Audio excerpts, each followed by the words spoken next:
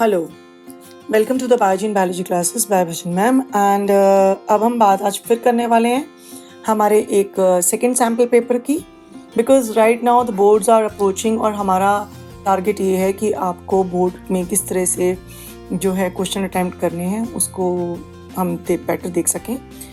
CBSE ने कुछ sample papers भी लोड किए हैं जो ऑलरेडी अवेलेबल हैं, और इसके अलावा हम एक्स्ट्रा सैम्पल पेपर्स आपसे डिस्कस करेंगे so that you can have a concept of the questions. So यहाँ पे हम सिर्फ आंसर ही नहीं बात बताएंगे आपको उसके साथ साथ कुछ कॉन्सेप्ट्स भी डेवलप करने की कोशिश करते हैं। एनी क्वेरी और एनीथिंग इज़ नॉट अंडरस्टूड, और अगर आप कुछ और पूछना चाहते हो तो आप हमारे सेक्शन बॉक्स में कमेंट करके पूछ सकते हैं। चलिए, तो once more 5 section 33 question. Section A में 16 क्वेश्चन हैं जो 1 मार्क ईच हैं। सेक्शन बी में आपके पास 5 क्वेश्चन 2 मार्क ईच। सी में we have 7 question 3 marks each.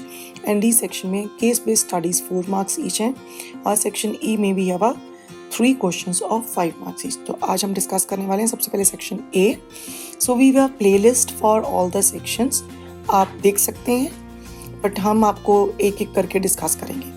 तो सेक्शन ए से हम ऑब्जेक्टिव से शुरू कर रहे हैं सबसे पहले।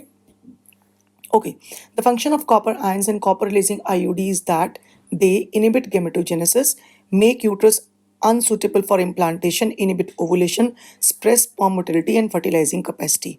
Answer is D.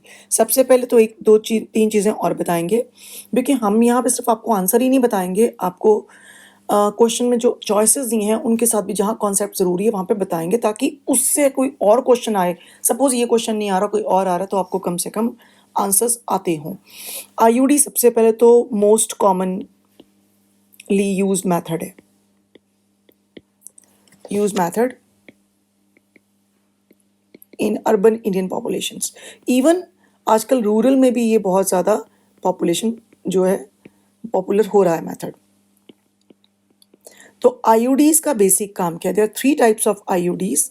One is called as a non-medicated IUD, other is called as a copper releasing IUDs, and third are the hormonal IUDs. So जो non-medicated IUD है that is Lippes loop. Copper releasing में भी है multilode 375 and copper 7 copper T. Hormone में भी हमारे पास है प्रोजेस्टा shirt और LNG-20। नाउ जो तीनों IUDs, एक चीज़ याद रखना, तीनों IUDs का कॉमन फंक्शन है कि वो फैगोसाइटोसिस तो हर कोई करेगी, चाहे वो नॉन मेडिकेटेड है, चाहे मेडिकेटेड है, और चाहे वो हार्मोन रिलीजिंग है।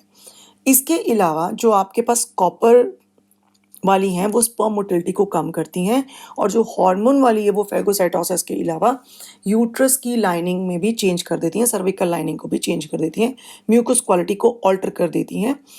तो उससे भी स्पर्म जो है वो ऊपर नहीं चढ़ पाता, और बाय चांस कभी इम्प्लांट अगर फर्टिलाइजेशन हो गई, इम्प्लांटेशन होने के चांसेस हो गए, तो वो भी नहीं होंगे, क्योंकि आपकी यूट्राइन लाइनिंग और सर्विकल लाइनिंग चेंज हो चुकी हुई है।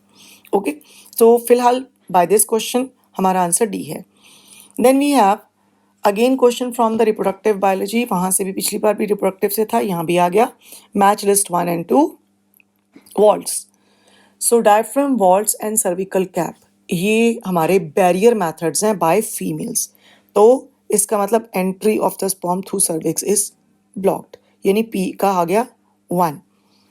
तो P का 1 मेरे ख्याल में C में दिख ही रहा है। Anyway, don't get to the answer directly, अभी बाकी भी देख लेते हैं।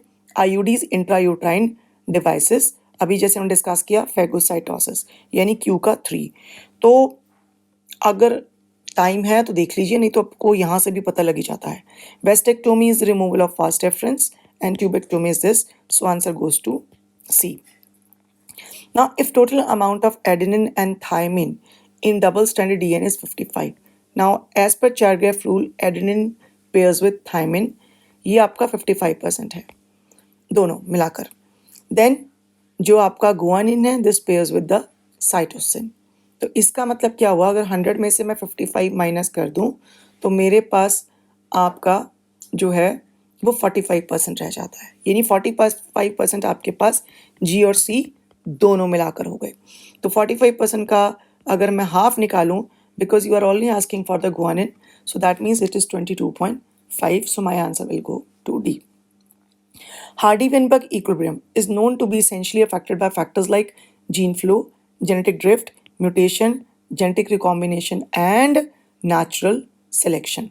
So 5 factors that affect Hardy-Weinberg principle. सबसे पहले तो हार्डी-वीनबर्ग प्रिंसिपल है क्या है?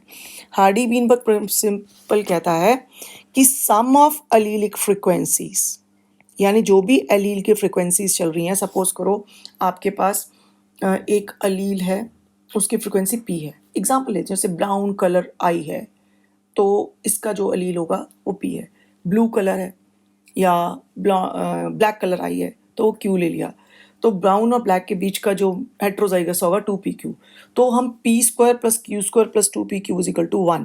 जैसे कि अगर हम उसको मैथमेटिकल इक्वेशन में लेते हैं, अगर हम सिंपल इक्वेशन में बात कर रहे हैं तो sum of allelic frequencies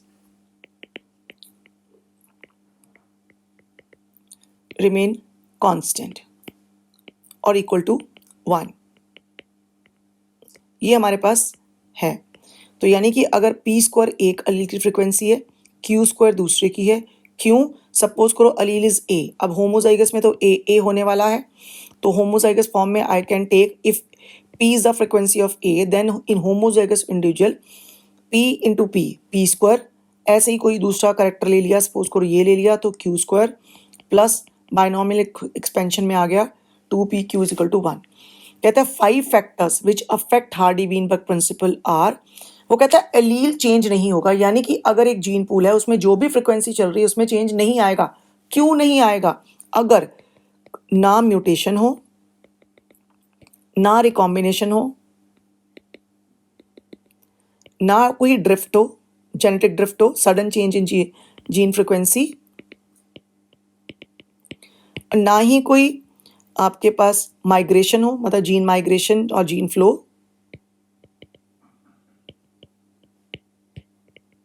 and ना ही कोई नेचुरल सिलेक्शन हो। ये क्वेश्चन ऐसे भी पूछा जा सकता है, which of the following can deviate Hardy Weinberg principle? Deviate तो म्यूटेशन होगी तो डेविएट हो जाएगा, नेचुरल सिलेक्शन होगी तो डेविएट हो जाएगा, जीन ड्रिफ्ट और जेनेटिक फ्लो कुछ भी हो गया, वो हो गया, रिकॉम्बिनेशन हो गया तो भी फ्लो हो गया, क्योंकि अलील चेंज हो गया। और हार्डी-वीनबर्ग कहता है कि अलील चेंज नहीं होता या नहीं होना चाहिए, यानी जो है वो कॉन्स्टेंसी में ही चीज़ें चल रही हैं। So answer goes to your natural selection. तो यहाँ पे हमारे पास ये आ गया 5th फैक्टर आपका। Fine. Identify the type of immunity obtained when injection of antitoxins in tetanus in given.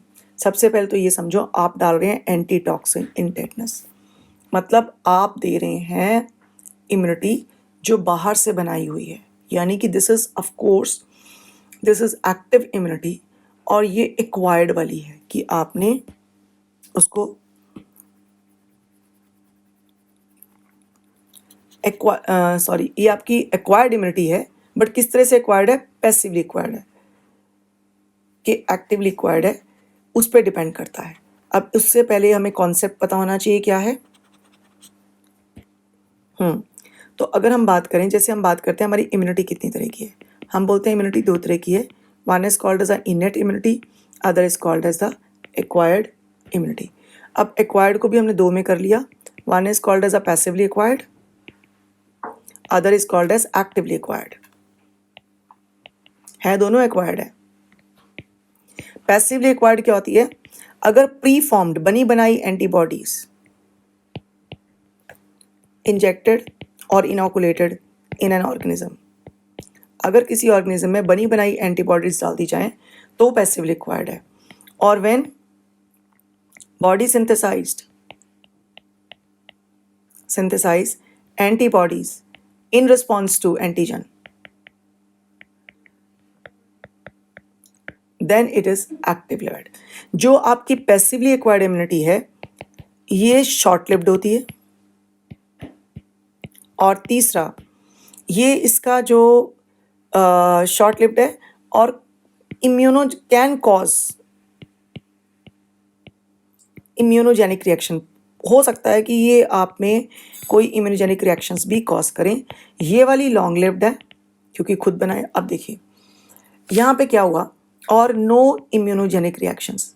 मैं इस बात को हमेशा से समझाती हूँ कि सपोज करो ये आपके फादर के पास बहुत पैसा है, तो आप अपने फादर से पैसिवली चीज़ों को इनहेरिट कर रहे हो, ठीक है, ये आप हो। अब आपके फादर के साथ उनके जो ब्रदर हैं, लेट्स से योर अंकल, अब ये जो आपके अंकल हैं, इन अंकल ने भी अपना पैसा आपको दे दिया है, तो ये भी पैसिवली एक्वायर्ड था। जो फादर से वो भी पैसिवली एक्वायर्ड है, ठीक है। अब इसी तरह से आप ये समझो कि जो पैसिवली एक्वायर्ड है या वो नेचुरल होगी जैसे कि फादर से आई, या वो आर्टिफिशियल होगी। आर्टिफिशियल, नेचुरल का मतलब हो गया जैसे मदर टू फीटस आती है, माँ को टेटनस का इंजेक्शन लगा, ये क्वेश्चन भी 2 बार नीट में ऑलरेडी आ चुका हुआ है। माँ को टेटनस का इंजेक्शन लगा, बच्चे को अपने आप टेटनस के लिए इम्यूनिटी हो गई, बट ये शॉर्ट लिव्ड है। अब हम सबको अगर कोई चोट लगी तो हम टेटनस का इंजेक्शन लगवाते हैं, जबकि हमारे तो मदर्स को लगा हुआ था, तो फिर तो परमानेंट होनी चाहिए थी, बट ये शॉर्ट लिव्ड था। माँ की इम्यूनिटी बच्चे को पास हुई है, क्यों? और माँ की भी नेचुरल चीज़ नहीं थी, माँ को टेटनस के इंजेक्शन लगे जिससे माँ के अंदर एंटीबॉडीज डेवलप हुई और वो एंटीबॉडी बच्चे को पास हो गई, यानी कि बनी बनाई एंटीबॉडी पास हुई है। आर्टिफिशियल इम्यूनिटी क्या होती है कि किसी और के अंदर डेवलप की, जैसे कि एंटी टेटनस इंजेक्शन। अब ये क्या है? और दूसरी इसकी एग्जांपल है जिसको हम एंटी टेटनस सीरम भी कहते हैं। दूसरी एग्जांपल इसकी है एंटी वेनन, यानी कि अगेंस्ट स्नेक वीनम। अब एंटी टेटनस इंजेक्शन शीप के अंदर भी बनाते हैं। आपने लेट्स से, अब अगर आप शीप के अंदर बना रहे हैं तो आपने शीप के अंदर सपोज करो आपने टेटनस का वीक डोज लगाया, बहुत वीक डोज आपने ला ली, तो इसकी बॉडी ने एंटीबॉडीज बनाई। अब जब एनफ एंटीबॉडीज क्रिएट हो जाती हैं तो हम इसके ब्लड निकाला, उसको कोगुलेट किया, तो ऊपर जो बच गया serum, now serum contain antibodies because antibodies are nothing but the immunoglobulins. तो अब ये सीरम के अंदर को हम यूज कर रहे हैं प्योरीफाई करके। This is your anti tetanus injection, यानी कि किसी और के अंदर बनाई हुई एंटीबॉडीज आपको दी जा रही हैं, तो प्री फॉर्म्ड एंटीबॉडीज होगी। अब क्योंकि ये माँ से बच्चे को नहीं आई, दूसरी एग्जांपल है जैसे हम ले सकते थे फ्रॉम कोलोस्ट्रम और मदर मिल्क। अब माँ के दूध के अंदर जो एंटीबॉडीज हैं वो भी बच्चे को मिल रही हैं, वो भी पैसिवली एक्वायर्ड है और नेचुरल पैसिव एक्वायर्ड है। अब ये आर्टिफिशियल पैसिव एक्वायर्ड है। हम इतनी डिटेल में ना भी जाएं तो हम सिंपली कह सकते हैं, अब ये बताइए, अगर मैं इस क्वेश्चन के ऊपर ही आती हूँ तो ये मेरी कौन सी इम्यूनिटी है? Is it active immunity, is it humoral immunity, all of. अब एक्टिव इम्यूनिटी तो नहीं है ये हमारी, एक्वायर्ड है बट पैसिव है, तो I will take it as a passive immunity. Which lymphoid organs atrophies with the age? Bone marrow, thymus. Bone marrow और थाइमस हमारे प्राइमरी लिम्फॉइड ऑर्गन्स हैं। What are primary lymphoid organs? जो कि हमारे जो lymphocytes यानी कि हमारे इम्यून सेल्स को प्रोड्यूस करते हैं, और हमारे जो बी एंड टी लिम्फोसाइट्स हैं वहीं पे एंटीजेंस को पहचानने की क्षमता, पावर गेन करते हैं। How come? By acquiring specific receptors. Peyer's patches and spleen, they are secondary lymphoid organs, यानी कि जहां पे लिम्फोसाइट्स प्रोलिफरेट करेंगे, मल्टीप्लाई करेंगे इन रिस्पॉन्स टू एंटीजन, कि जब बॉडी में एंटीजन आ गया तो ये जाएंगे वहाँ पर, और वहाँ पर जाकर ये साइट है उनकी मल्टीप्लिकेशन के लिए। तो अट्रोफिस विद एज। अब इसके अंदर थाइमस जो है वो हमारा अट्रॉफी होता है, क्योंकि थाइमस ग्लैंड एक रिग्रेशन ग्लैंड है जो बच्चों और एडोलेसेंट में वेल डेवलप होती है। जैसे जैसे अडल्ट होते हैं तो इसका साइज डिक्रीज होना शुरू हो जाता है, और ऐसा मानते हैं कि एट द एज ऑफ 70 अगर बाई चांस कोई अगर हम देखें तो माइक्रोस्कोपिक डॉट तो कैडावर्स में देख सकते हैं कि भी हाँ कभी यहाँ पे हुआ करती थी थाइमस। नाउ अगर थाइमस कम हो रही है तो दैट मीन्स क्या हुआ कि भी आपकी जो पावर है, क्योंकि टी लिम्फोसाइट्स का मैच्योरेशन साइट है, वो कम हो जाएगी। इसी वजह से विद इंक्रीजिंग एज आपकी इम्यून पावर डिक्रीज करती है, यानी कि इम्यूनिटी कॉम्प्रोमाइज होती है। So answer will go to D. तो हमारे यहाँ पे अब आपको ये भी पता हो गया कि प्राइमरी और सेकेंडरी लिम्फॉइड ऑर्गन्स हमारे क्या होते हैं, वो भी आपको पता लग गया। BOD is dash in polluted water and in dash in portable water. अब पोर्टेबल वाटर फ्रेश है तो उसकी बीओडी कम होगी। बीओडी क्या होती है? बायोकेमिकल ऑक्सीजन डिमांड, और पॉल्यूटेड वाटर में ज़्यादा होगी, तो 1 हो गया, मोर और लेस। तो मेरे हिसाब से आंसर यही जाना चाहिए। BOD क्या चीज़ है? Biochemical oxygen demand. Biochemical oxygen demand का मतलब क्या हुआ? मैं यहाँ पे शॉर्टकट में लिख रही हूँ, बोलने में मैंने पूरा बोला है। Amount of oxygen required to break down organic matter in 1 litre of water. अगर पानी में ऑर्गेनिक मैटर ज़्यादा है, यानी पानी ज़्यादा गंदा है, तो आपको ज़्यादा ऑक्सीजन चाहिए, so you have a more BOD। पानी कम गंदा है तो कम मतलब ऑक्सीजन चाहिए होगी ऑर्गेनिक मैटर को ब्रेक डाउन के लिए, तो इसका मतलब BOD कम है। Okay, the figure below shows 3 steps ABC of polymerase chain reaction. Select the option giving the correct identification together with what it represents. तो यहाँ पे देखिए 5-3 region to be amplified, then B में ये अलग हो गया और अनीलिंग करी गई है। C में हम देख रहे हैं इसका इलोंगेशन किया गया है, यहाँ पे थोड़ा सा मिस्टेक है, इट शुड बी 3 और यहाँ 5 होना चाहिए, ये 5 होना चाहिए और ये 3 होना चाहिए। ओके, सो इसका मतलब my first step A represent, यहाँ पे आपने सबसे पहले यहाँ पे बेसिकली ये तो जीन है, A में आपने क्या किया? डीनेचुरेशन करी। तो B में आप क्या कर रहे हैं? B में आप अनीलिंग कर रहे हैं, यहाँ पे अनीलिंग हो गई है। तो first step is denaturation followed by annealing and third is by extension. अब वो कहता है B डीनेचुरेशन है at temperature of about 98 degree separating the 2 strands of DNA. B is of course basically B is annealing not a denaturation. तो A के बाद यहाँ होती है denaturation, is actually this step, क्योंकि यहाँ पे एक स्टेप इन्होंने कंबाइन कर दिया है कि B पहले अलग हुए फिर अगले में देर खानी चाहिए थी कि अनीलिंग हुई है। A denaturation at temperature about 50 degree Celsius, नहीं ये तो गलत हो जाएगा। Extension in the presence of heat stable DNA polymerase, मेरे हिसाब से यही आंसर ठीक है अगर मैं ओरिएंटेशन चेंज करती हूँ, बिकॉज ओरिएंटेशन यहाँ पे गलत मार्क करी हुई है। A annealing with the 2 states, A is not annealing. तो आउट ऑफ दिस अगर मुझे चूज करना है तो of course I will go for extension in the presence of heat stable DNA polymerase, क्योंकि डीनेचुरेशन होती है 92 से 96 डिग्री सेल्सियस पे, can go to up 98 depending upon the length of gene to be amplified. Annealing is between 40 to 60 degree Celsius, जहाँ पे DNA primer लगाया जाता है। प्राइमर मतलब 8 to 10 न्यूक्लियोटाइड्स का ऑलिगोन्यूक्लियोटाइड चेन होती है, उसको लगाया जाता है। और हमेशा याद रखना कि प्राइमर हमेशा किस साइड पे लगेगा? प्राइमर हमेशा आपका 3' एंड वाली साइड पे लगेगा, तभी आप 5 और 3 पोलैरिटी मेंटेन कर पाते हो। इसका दूसरा रीज़न क्या है कि DNA पॉलीमरेज हमेशा उस एंड पे काम करता है जहाँ OH फ्री हो, तो अगर आप इस तरह से लगाओगे तभी OH आपका फ्री आएगा। और एक्सटेंशन आप फिर हाई डिग्री पे करते हैं, यानी 72 to 76 डिग्री सेल्सियस के आसपास, और उसके लिए क्योंकि ऑफ कोर्स ये हाई टेम्परेचर है तो आपको यहाँ पे एक थर्मोस्टेबल एंजाइम जिसको हम कहते हैं Taq polymerase, Thermus aquaticus. Thermus aquaticus एक बैक्टीरिया है जो कि एक थर्मोस्टेबल बैक्टीरिया है, मतलब कि जो हाई टेम्परेचर पे काम कर सकता है, रहता है जिंदा। तो अगर कोई चीज़ हाई टेम्परेचर पे जिंदा रह रही है तो उसके एंजाइम भी हाई टेम्परेचर पे काम करेंगे, तो हम उससे निकाल कर इसको एक्सटेंशन करते हैं।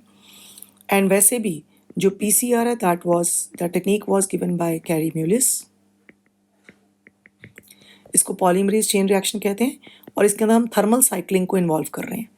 आप देखिए कैसे थर्मल साइक्लिंग हुई, गरम ठंडा गरम, ऑल्दो इतना ठंडा नहीं, 40 to 60 पे किया, कम किया, फिर वापस तेज पे ले गए।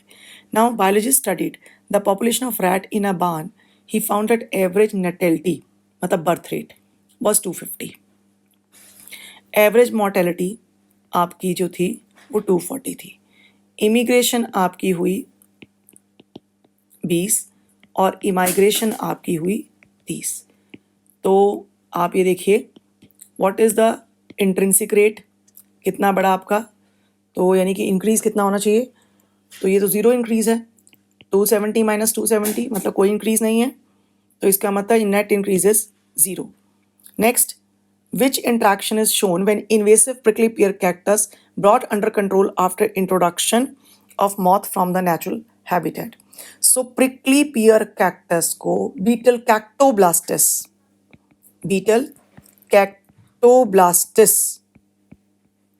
को यूज किया गया उसको, क्योंकि इसका नेचुरल फूड है ये. कौन किसको खा रहा है, मतलब हम प्रेडेशन पे बात कर रहे हैं. सो वैसे भी जो बायोलॉजिकल कंट्रोल जितना भी है वो सारा का सारा प्रे प्रेडेटर रिलेशनशिप के ऊपर बेस्ड है. कौन किसको खा रहा है. अगर हम भी प्लांट्स खा रहे हैं तो basically we are also predators on the plants. Next, Mr. X is eating curd and yogurt.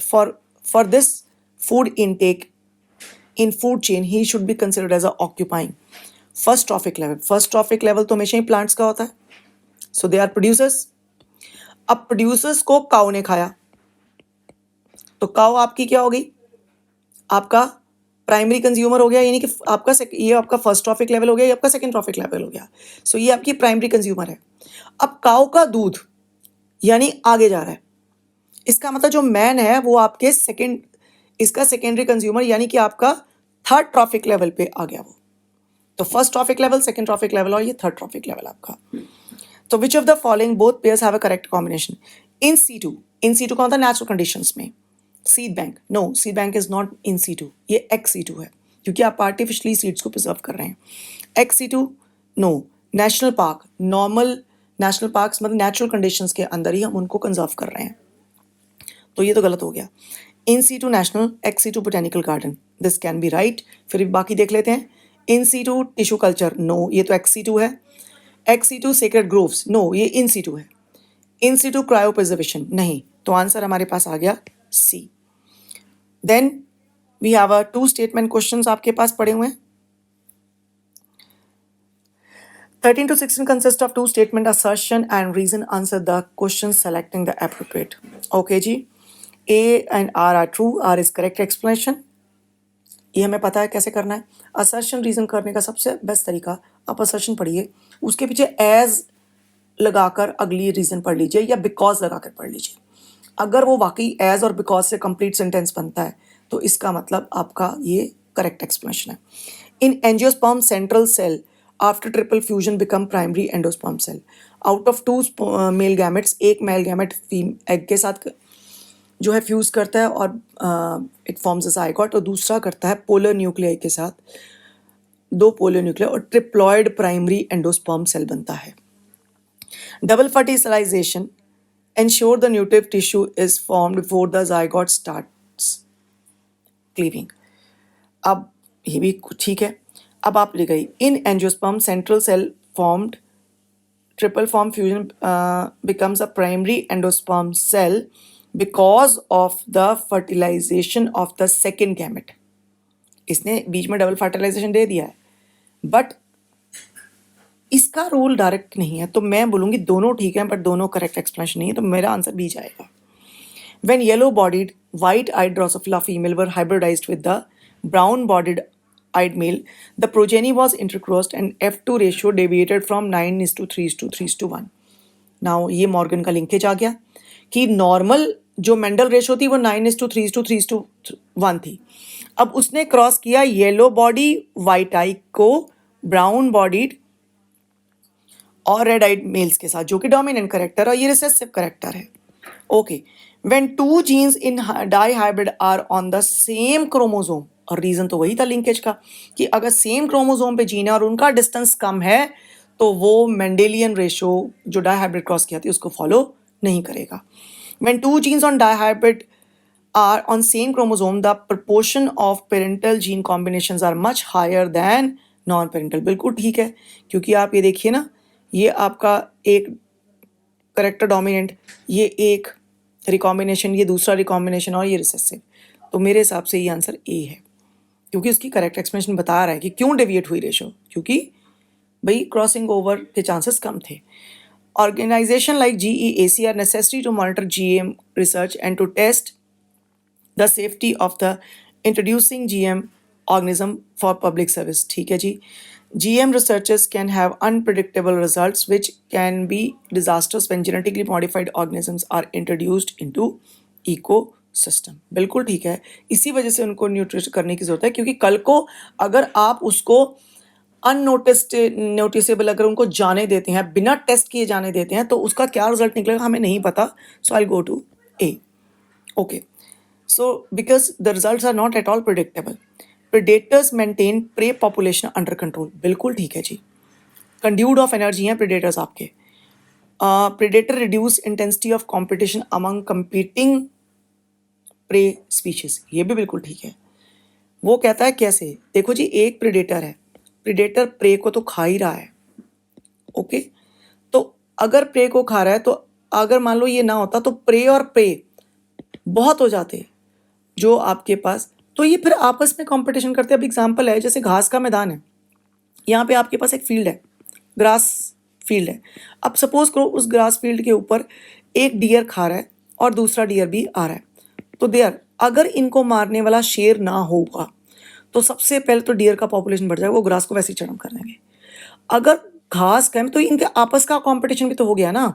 यानी ये एग्जांपल है इंटर स्पेसिफिक कंपटीशन की, और ये एग्जांपल है इंट्रा। तो जो प्रेडेशन है वो ये तो कर ही रही है, प्लस इनका कंपटीशन भी क्या करती है, डिक्रीज करती है। सो दैट इज वाई हर तरफ से चीज़ें अंडर कंट्रोल है। Nature has its sole role to play. तो again my answer will go to A की करेक्ट एक्सप्लेनेशन है। So that's all with your first part. तो नेक्स्ट सेक्शन में हम आपसे डिस्कस करेंगे बी पार्ट, यानी कि जिसमें 2 मार्क क्वेश्चंस जो होंगे वो डिस्कस करेंगे। तो that's all for your first part. Thank you, stay tune for your next part.